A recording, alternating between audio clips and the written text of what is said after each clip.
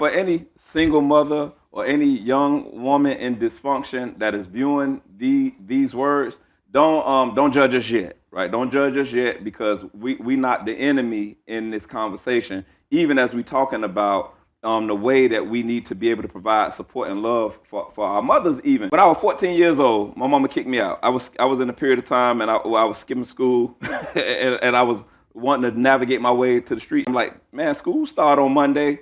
And I ain't know went to get some school clothes. I say, man, you gonna help me get some school clothes? Right. My father told me, say, man, the people you going to school with this year ain't gonna know them clothes from last year. Right? I say, man, I ain't going through this. I called my Aunt Francina first because my Aunt Francina always had my back. Okay. So I say, Auntie, you think you better take me to get some clothes, man? This man out here talking about these people ain't gonna know these the same clothes. She say, baby, I can't do it for you this year. These jokers done clicked up, man. I say, Grandma. I say, I asked my dad, I asked Aunt Francina, I say, Grandma, you think you'll be able to get me anything to start school? Because my daddy say these people ain't gonna know these the same clothes. She say, baby, I'm sorry, but I just can't do it right now. Right? And I'm thinking, dang, I gotta call my mama. Now, I ain't on good terms with my mama for real. I pick up the phone, I call, say, Mom, you gonna be able to take me to get some school clothes? This nigga over here talking about these people. I ain't gonna know these the same clothes from last year. She say, you want clothes? I say, yeah. She say, you want clothes? I say, yeah. She say, if you want clothes, get money.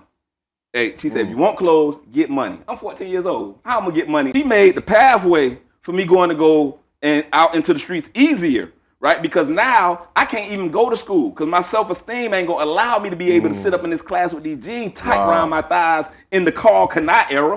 So I decided that I wasn't gonna go to school, right? And so and that led to me eventually dropping out. My mama made a hard decision when what she said, but see what my mama was doing, she was hedging her bet. She was hoping that the dysfunction of the time would create in me a toughness that'll allow me to survive. The best feeling for me was to be able to give my mama them 3 days where she could just come and rest. Yeah. Ain't have to worry about no bills. I ain't taking my life savings to buy my mama a house, and I got children that's gonna potentially need education paid for or something coming subsequent. My mama set me in a position for me to go out there and become a man. So it's a partnership that gotta occur in our families that allow the woman to do her job and the man to do his job in order for us to be able to become individuals where one day we can become that thing that our children need. And right now I think that our community is just lacking it because we don't have individuals that's playing in those roles or, like you said, good mentors giving that guidance. We can't continue to lead or lead our children out of relationship dysfunction. What we got to be able to do is